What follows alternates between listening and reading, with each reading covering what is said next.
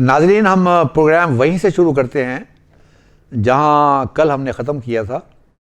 और वो प्रोग्राम हम पहुंचे थे कि ब्रीडिंग से पहले आपने डिवर्मिंग करवा लेनी है।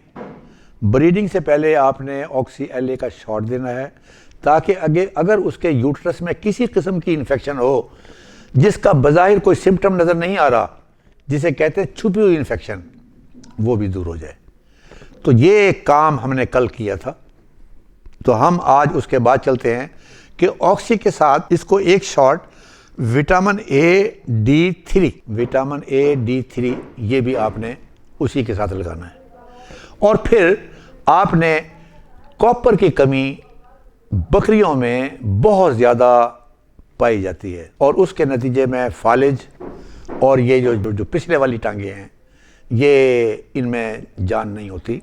लिहाजा प्रेगनेंसी से पहले, ब्रीडिंग से पहले उस माँ को जिसको आप तैयार कर रहे हैं, आपने 2 कैप्सूल कॉपर के आपने उसको देने हैं। अब ये देने के बाद आपने ब्रीडिंग स्टार्ट कर देनी है। मेल को आपने छोड़ दिया और मेल अपना काम करता रहा। इस 5 महीने के अंदर आपने कुछ और काम भी करने हैं और वो ये होगा कि 2 महीने के बाद आपको पता चलेगा कि अब अल्हम्दुलिल्लाह ये कंफर्म प्रेग्नेंट गोट है। अब इसके अंदर एक लफ्ज़ है स्ट्रेस, किसी किस्म का दबाव। जानवर जो अबॉर्ट करता है वो लाजमी तौर पर किसी न किसी दबाव के नतीजे में करता है और आपकी ख्वाहिश ये होगी कि मेरे जानवरों पर किसी किस्म का दबाव ना हो। तो इस कन्फर्मेशन के बाद आपने 3रे महीने में उसको ऑक्सी LA का एक शॉट लगाना है। ये प्रेग्नेंट जो औरतें होती हैं, प्रेग्नेंट जानवर होते हैं, आमतौर पर एंटीबायोटिक को अवॉइड किया जाता है। लेकिन ये लॉन्ग एक्टिंग एक इंजेक्शन, ये कम से कम अगर कोई किसी किस्म की छुपी हुई इन्फेक्शन है, ये बच्चे जो पेट में पलने वाला बच्चा है उसको भी महफूज रखेगा और माँ को भी महफूज रखेगा। और दूसरा जो है, आपने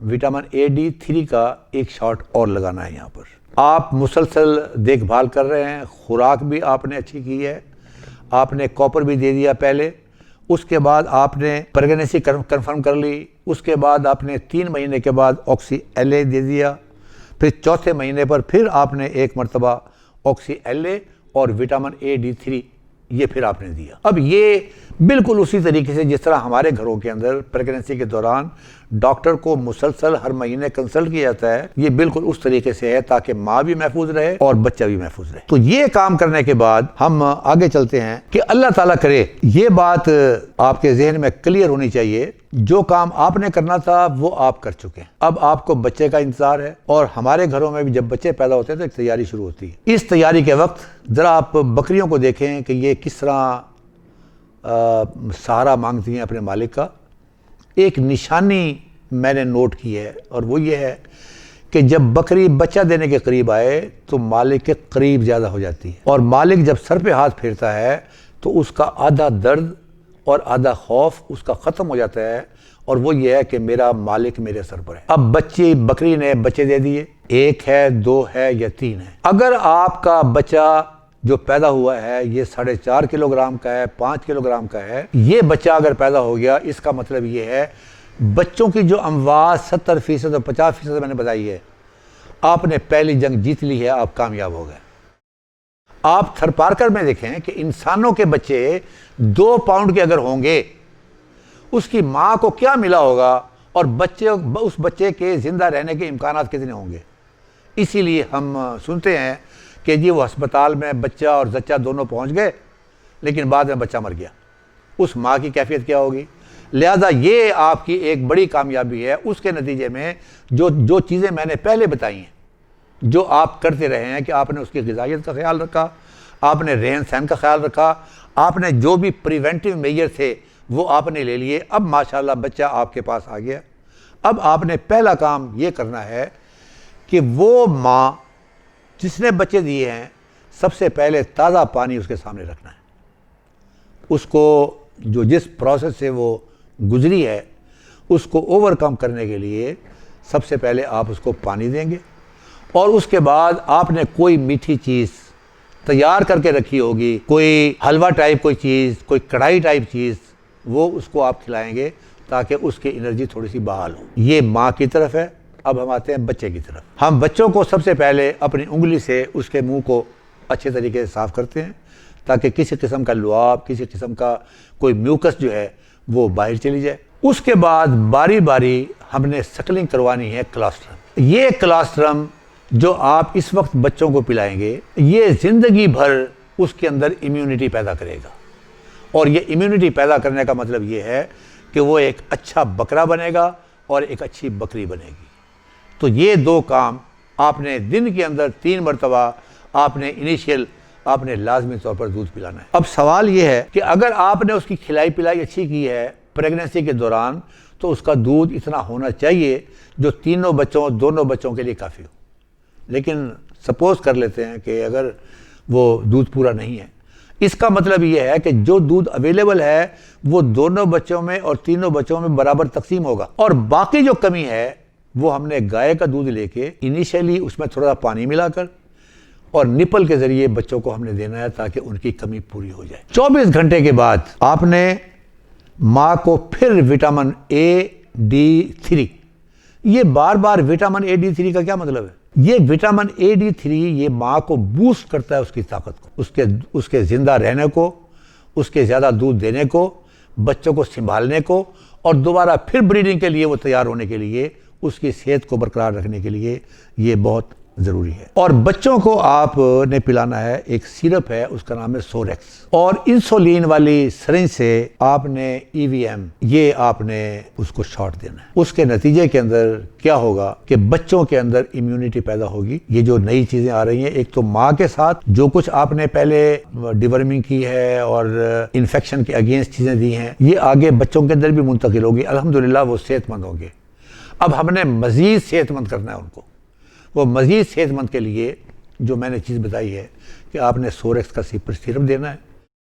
अब एक चीज़ जो नोट आई है कि ज़्यादा बच्चों की अमवात 2 वजह से होती है। नंबर 1 भूख की वजह से, किसी ने परवाह नहीं की है, माँ के नीचे इतना दूध नहीं है, बच्चे 3 हैं और किसी ने परवाह नहीं की है, तो भूखा रहने की वजह से। दूसरा ये है कि दूध ज़्यादा पी लिया और उसके नतीजे में डायरिया हो गया।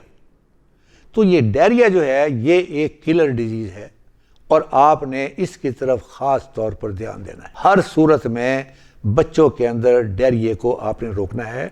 ये सोरेक्स सिरप जो है ये उसको रोकेगा। प्लस आपने एक और भी काम करना है। अगर वहाँ पर अगर डायरिया है तो फिर आपने ORS, ये साल्ट है जो पैकेटों में मिल जाता है, ये आपने 1 लीटर पानी में डालना है और उन बच्चों को जिनको डायरिया लगा हुआ है, ताकि डिहाइड्रेशन को रोका जा सके, 200 मिलीलीटर करके उनको पिलाते रहना है।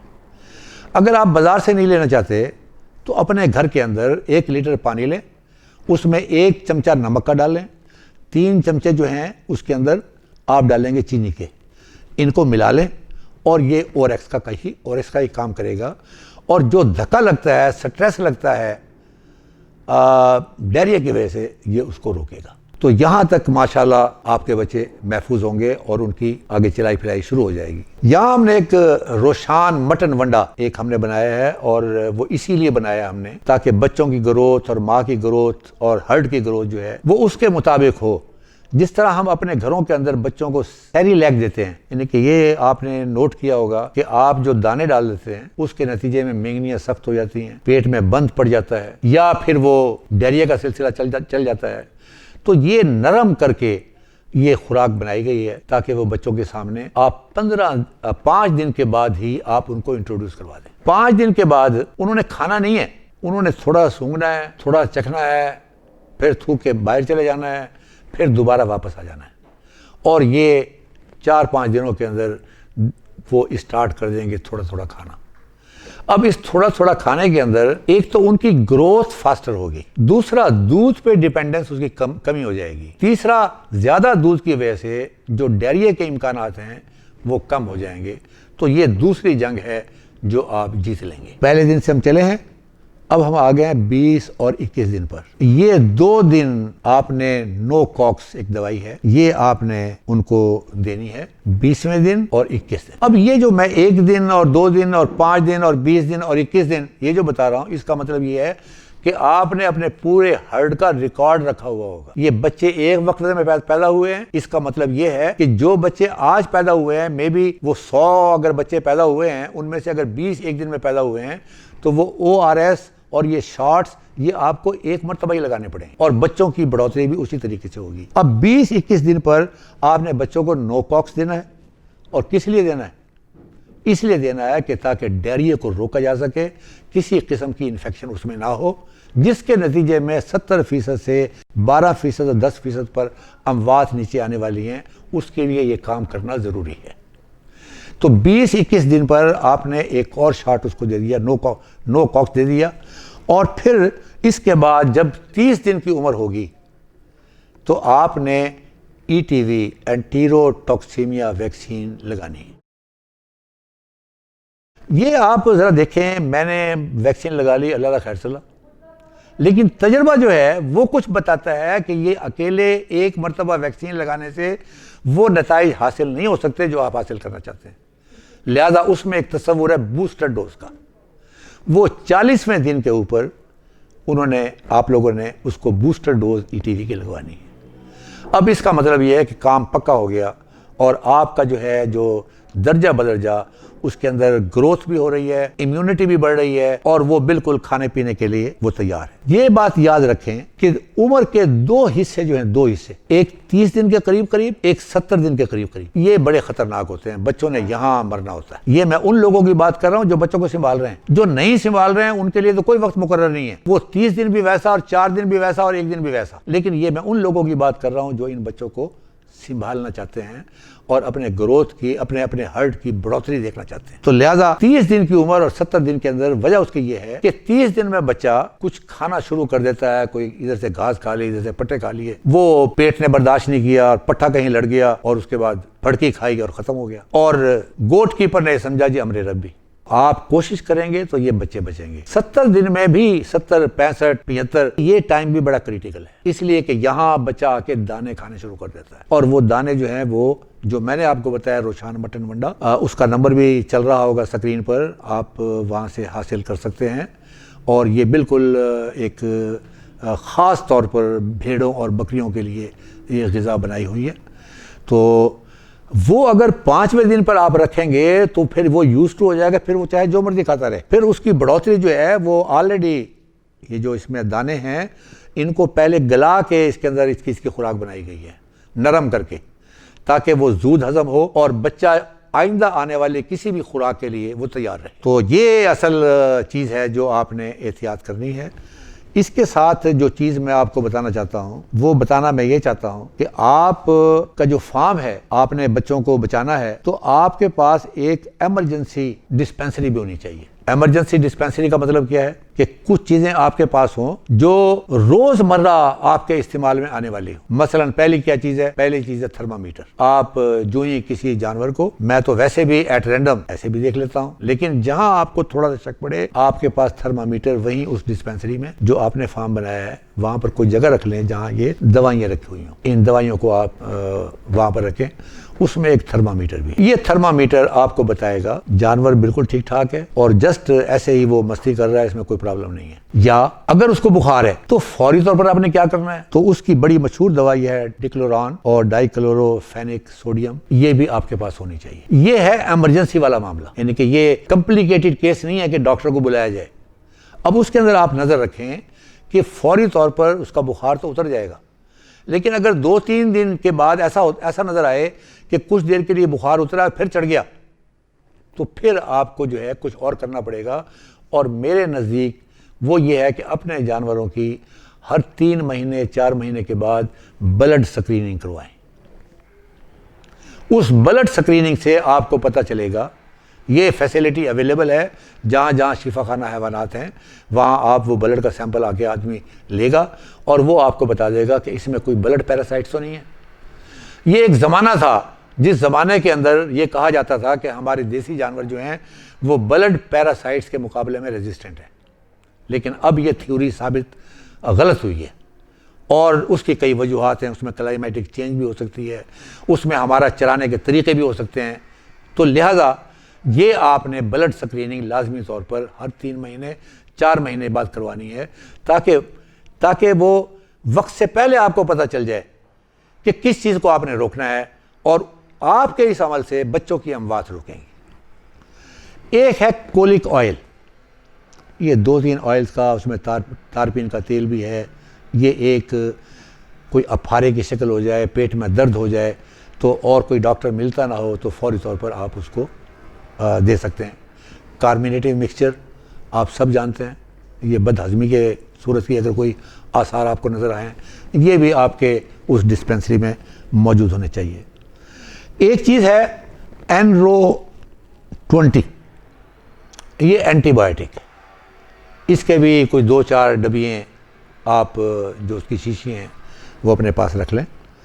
और एमीकॉम, ये एक विटामिन बी टाइप थोड़ा सा सहारा देने वाला, कि जब कोई इंसान बीमार होता है तो वो फौरी तौर पर एक ड्रिप लगा देते हैं, ताकि दवाई ने तो अपना असर करना ही है लेकिन साथ में ये चीज़ भी असर करती रहे। तो इन चीज़ों का आपने ख्याल रखना है। ये कम से कम चीज़ें हैं जो आपके पास होनी चाहिए। एक चीज़ मैं भूल गया था और वो मैं आपको दोबारा याद करवाना चाहता हूँ कि बकरी के सूने से पहले 15 दिन पहले आपने 1 चम्मच हालियों का और 3 चम्मच चीनी के, ये आपने पानी में मिलाना है नीम गर्म करके, और जब ये ठंडा हो जाए तो प्याले के अंदर बकरी के सामने रखेंगे तो ये पी लेगा। क्या फ़ायदा होगा? जो चीनी है वो तो ताकत देगी, और जब इस बकरी ने सूना है वो जो डिलीवरी का जो प्रोसेस है वो आसान हो जाएगा, और जो बाद में मैला वगैरह फेंकना होगा, उसका जो यूट्रस की सफाई होगी वो ऑटोमेटिक हो जाएगी। तो मेरे भाइयों, मैं अपने इन दोस्तों का भी शुक्रगुजार हूँ जिनका मैंने नाम लिया, ख़ासतौर पर सैयद अली भाई का, कि इन्होंने कभी मुझसे कोई चीज़ छुपा कर नहीं रखी, और एक पब्लिक के मफाद के अंदर हमेशा हम लोगों ने अपनी बातों को शेयर किया है। तो ये मैं उनका शुक्रिया अदा करना चाहता हूँ। आप भी इन चीज़ों की तरफ तवज्जो दें, और मैं चाहता हूँ कि आप एक कामयाब गोट ब्रीडर हों। ऐसा कहा जाता है कि जी वो बोयर गोट ले आएँ, सीरियन गोट ले आएँ, ब्लैक हेड गोट ले आएँ, गाला गोट ले आएँ। खुदा के वास्ते जो अल्लाह ताला ने आपको चीज़ दी है, पहले आप उसको संभाल लें।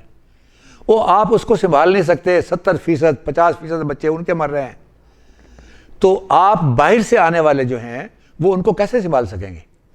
आप अल्लाह ताला की इस दी हुई नेमत का फ़ायदा उठाएं, अपने ज़हनों को खोलें, अपने ज़हनों को तैयार करें, और इसको एक ब्रांड के तौर पर, एक कामयाब गोट ब्रीडर के तौर पर आप सामने आएँ। यहाँ आप मुझसे किसी वक्त भी किसान न्यूज़ के ज़रिए आप रब्ता कर सकते हैं। हम सब लोग हाजिर हैं आपकी खिदमत के लिए। अल्लाह हाफ़िज़।